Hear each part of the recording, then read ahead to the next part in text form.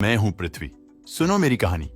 कैसे मेरा जन्म हुआ, कैसे मेरी जमीन पर जीवन की शुरुआत हुई, कैसे हजारों डिग्री तापमान पर तपने वाला एक ग्रह कैसे हैबिटेबल जोन में आ गया, और इस पर इंसानों जैसे इंटेलिजेंट जीव कैसे आए। मैं आज अपने जन्म से लेकर मुझ पर जन्मे पहले जीव से लेकर आज के हालात तक की पूरी यात्रा करवाऊंगी। तो अपनी कुर्सी की पेटी बांध लें और चलते हैं मेरी कहानी की। और हमारे ब्रह्मांड में ज्यादातर तारों का जन्म धूल और गैस के बड़े ही विशाल बादलों से हुआ, जिसे वैज्ञानिक नेबुला कहते हैं। हमारे सूर्य की फॉर्मेशन भी कुछ ऐसे ही हुई थी। आज से करीब 4.6 अरब साल पहले हमारे सूर्य की जगह एक बहुत बड़ा सा बादल हुआ करता था, जिसके अंदर धूल और गैस भरी हुई थी। इस बादल का एक बहुत बड़ा हिस्सा हाइड्रोजन और हीलियम जैसी गैस से बना था। उस समय इस बादल के आसपास एक तारा भी मौजूद हुआ करता था, जो अपनी जिंदगी के अंतिम पड़ाव पर था। और उस तारे में सुपरनोवा विस्फोट हुआ, और उस धमाके से निकलने वाली शॉक वेव्स हमारे पूरे सोलर सिस्टम में फैल गई। यानी कि जो उस समय नेबुला था उसमें फैल गई, जिसकी वजह से बादल के अंदर मौजूद धूल के कारण दबाव की वजह से एक जगह पर एकत्रित होने लगे। इस विशाल बादल के केंद्र में अब एक चीज सिमटने लगी थी और केंद्र की डेंसिटी बढ़ने लगी थी। हर कोई केंद्र की ओर भागा जा रहा था। फिर इस गैस और मैटर्स से मिलकर इस मलबे के केंद्र में एक तारे ने जन्म लिया, यानी कि सूर्य जन्म ले रहा था। और यह वही सूर्य है जिसे आप आज देखते हैं, और इसे ही जीवन का स्रोत माना जाता है। कुछ साल बीतने के बाद सूरज मैटर कलेक्ट करते करते इतना विशाल हो गया, जब सूर्य के केंद्र में इतना प्रेशर और तापमान उत्पन्न होने लगा कि वह अपने केंद्र में 2 हाइड्रोजन एटम को मिलाकर हीलियम बनाने लगा। इस प्रक्रिया में बहुत भारी मात्रा में एनर्जी रिलीज होने लगी।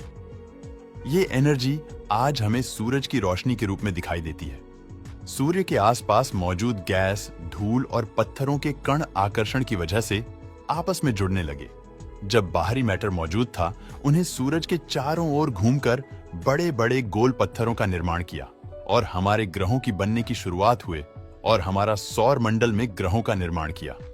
उस समय हमारा सौर मंडल स्टेबल नहीं हुआ करता था, और उसमें टकराव धमाके हुआ करते थे, और अपने निर्माण प्रक्रिया से गुजर रहा था, और पूरे ब्रह्मांड का सबसे अनोखा ग्रह बनने वाला था। मैं बात कर रहा हूं अपने जीवन की शुरुआत की, अपनी फॉर्मेशन की, अपने जन्म की। उस समय यह पृथ्वी आज के जैसी बिल्कुल भी दिखाई नहीं देती थी। ना मुझ पर पानी मौजूद था, और ना ही पेड़ पौधे, जिसका अर्थ है वह आज की तरह हरे और नीले रंग का दिखाई नहीं देता था, क्योंकि मैं सिर्फ और सिर्फ पत्थरों से बनी हुई थी। और मैं एक ऊंचे तापमान पर, यानी आज के मुकाबले कई गुना से ज्यादा तापमान पर अपना जीवन गुजार रही थी। लेकिन धीरे धीरे चीजें बदल रही थीं। मेरा तापमान नीचे गिर रहा था, लेकिन तभी मंगल और पृथ्वी के बीच में मौजूद एक छोटा सा ग्रह बड़ी तेजी से मेरी ओर बढ़ने लगा। और आज से करीब 4.5 अरब साल पहले थिया नाम का ग्रह मुझसे टकराया। यह मेरे जीवन के इतिहास में सबसे बड़ा धमाका था। यह ग्रह मुझसे इतनी तेजी से टकराया कि हम दोनों एक दूसरे में समा गए।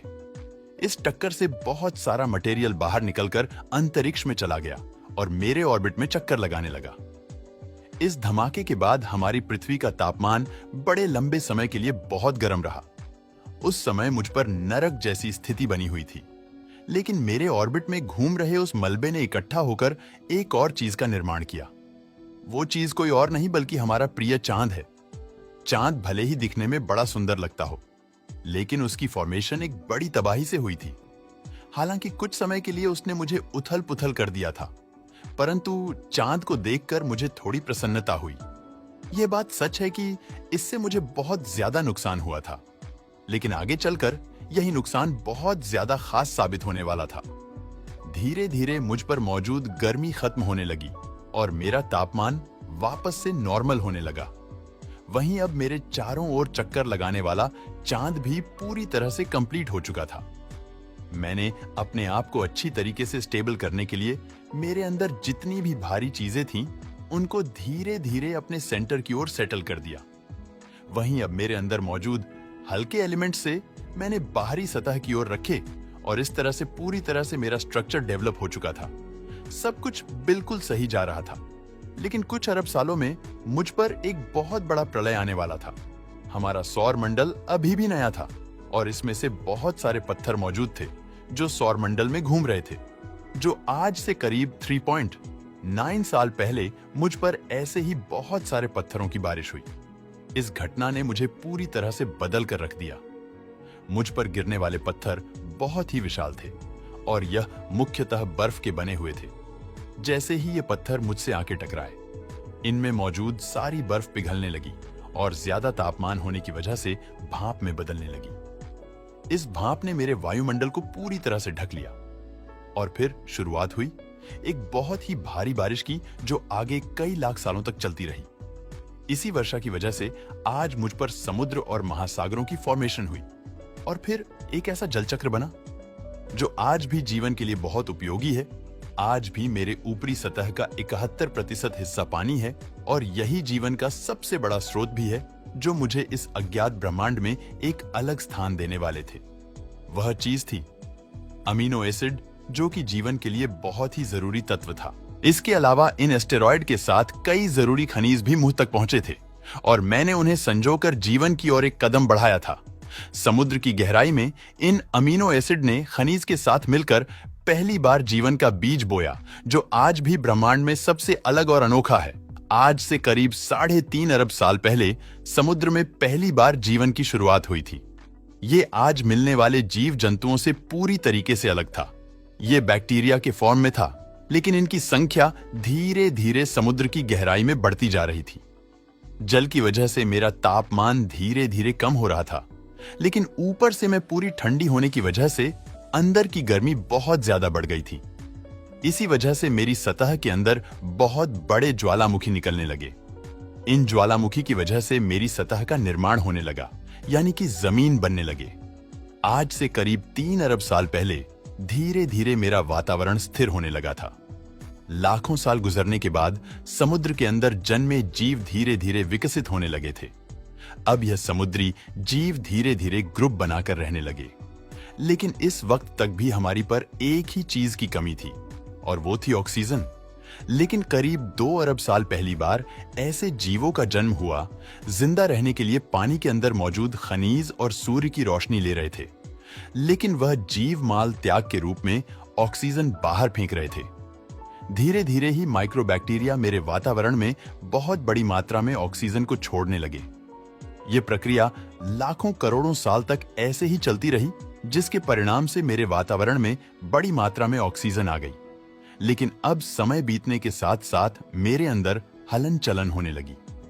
टेक्टोनिक प्लेट्स में दरार आने की वजह से मेरे अंदर मौजूद लावा कई सालों तक जमीन पर उबलता रहा, जिसके परिणाम मेरे वातावरण में कार्बन डाइऑक्साइड की मात्रा बढ़ गई, जिसकी वजह से एसिड की बरसात शुरू हो गई और इसी वजह से मेरे वातावरण में मौजूद ज्यादातर कार्बन डाइऑक्साइड जमीन पर जम गया और वायुमंडल में कार्बन डाइऑक्साइड की कमी हो गई।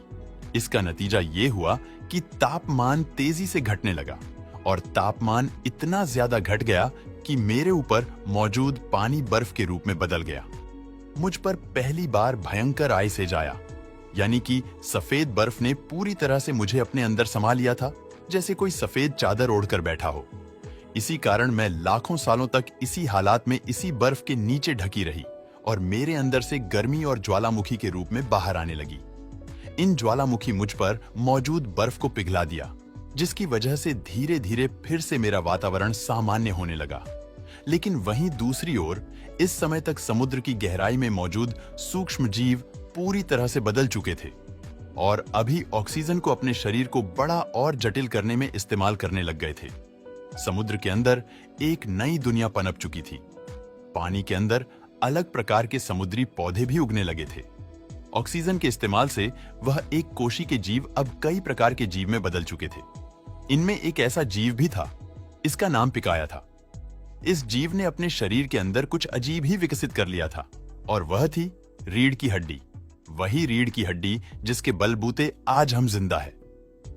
मेरा वायुमंडल हजारों सालों तक बदलता रहा, जिसकी वजह से समुद्र के अंदर मौजूद जीव वातावरण के हिसाब से अपने आप को विकसित करते गए और अब हजारों सालों बाद समुद्री पौधे बर्फ की वजह से पूरी तरह मरते या फिर सूखते नहीं थे। अब सूक्ष्म जीव समुद्री जीव बन चुके थे। जब फिर से ज्वालामुखी ने पृथ्वी की बर्फ को पिघलाना शुरू किया, तभी समुद्री पेड़ जल्दी ही विकसित होकर फैल गए। धीरे धीरे वातावरण में ऑक्सीजन की मात्रा बढ़ने लगी और पृथ्वी पर आने वाली एसिड की वर्षा कम होने लगी। लेकिन अभी भी मेरी जमीनी सतह बिल्कुल खाली पड़ी थी। ऐसा इसलिए था क्योंकि मेरे पास ओजोन नाम की लेयर नहीं थी। लेकिन फिर ऑक्सीजन ने सूरज के किरणों को अब्सॉर्ब कर एक भारी ओजोन लेयर का निर्माण आरंभ किया। फिर आज से करोड़ों साल पहले मुझ पर बहुत कुछ बदल चुका था। मेरी सतह पर पेड़ पौधे उग चुके थे। मेरी ऊपरी सतह पर पहली बार मोसोस नामक प्लांट उगना शुरू हुआ और धीरे धीरे अलग प्रकार के पेड़ पौधे ने पृथ्वी की सतह पर जगह बना ली। लेकिन इसी समय कई सारे समुद्री जीव जो धीरे धीरे समुद्र से बाहर निकलकर जमीन पर चलना सीखने लगे और जमीनी जानवरों में बदल गए। एक समय ऐसा आया जब इन्हीं में से एक कॉम्प्लेक्स जीव ने समुद्र से बाहर निकलकर जमीन पर कदम रखा और वहां पर जीना सीख लिया। करोड़ों सालों के विकास के बाद यह जानवर पूरी तरह से जमीन पर रहने के लायक बन चुके थे। मेरी ज्यादातर जमीन एक जगह पर इकट्ठा हो चुकी थी, जिसे आज हम पैंजिया महाद्वीप के नाम से जानते हैं। मेरा तापमान और वातावरण बिल्कुल स्थिर हो चुका था। अब समुद्री जीव वातावरण के हिसाब से उनके शरीर का रंग रूप बदल रहा था। यही जीव आगे चलकर डायनासोर में परिवर्तित हो रहे थे और इन डायनासोर ने पेड़ पौधे खाने शुरू कर दिए।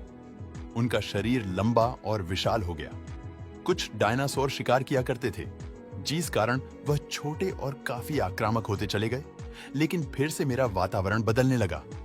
एक बार फिर से ज्वालामुखी के रूप में बाहर निकलने लगी और इसी वजह से तापमान बहुत ज्यादा बढ़ गया, जिसने पृथ्वी पर अकाल की स्थिति पैदा कर दी। और इस अकाल ने मुझ पर मौजूद 90% पेड़ पौधों और जीव जंतु को खत्म कर दिया। कुछ प्रतिशत ये जीव इस अकाल में जिंदा बच पाए थे, जिन्होंने अपने आप को बचाने के लिए जमीन के अंदर रहना शुरू कर दिया था। लेकिन फिर कुछ हजारों सालों के बाद मेरा वातावरण सामान्य होने लगा। मेरी ज्यादातर जमीन एक ही जगह इकट्ठी होने की वजह से जमीन बंजर और रेगिस्तान हो चुकी थी, मगर अब फिर से मुझ पर हरियाली पड़ने लगी। ज्यादातर जंगल समुद्र के करीब हुआ करते थे, वही हरियाली बहुत ज्यादा बढ़ गई और अब जो कुछ प्रतिशत जानवर उस अकाल में बच गए थे, उन्होंने बड़े बड़े डायनासोर का रूप धारण कर लिया था। आज से लगभग 20 करोड़ साल पहले पैंजिया महाद्वीप टूटना शुरू हो गया और पैंजिया के टूटने की वजह से मेरी ज्यादातर ऊपरी जमीन पानी के संपर्क में आने लगी, जिसके कारण मुझ पर हरियाली बढ़ती चली गई, जिसके कारण डायनासोर की और ज्यादा प्रजातियां विकसित होती गई। डायनासोर आने वाले करोड़ों सालों तक पृथ्वी पर राज करते रहे, जिसमें कुछ डायनासोर उड़ने वाले भी विकसित हो गए। जंगलों से लेकर आसमान तक डायनासोर का उस समय पृथ्वी पर कब्जा हुआ करता था। लेकिन फिर उसके बाद 6 करोड़ साल पहले उनके साथ एक ऐसी घटना घटी जिन्होंने डायनासोर के साथ साथ मेरे बहुत सारे जीवन को नष्ट कर दिया था। वह घटना थी उल्का पिंड की मुझसे टकराने की बाद में पृथ्वी पर लगभग जीवन खत्म हो चुका था, परंतु मैंने जीवन को बचाने के लिए अपने हर संभव प्रयास किए और एक बार फिर से एक नए जीवन की शुरुआत हुई।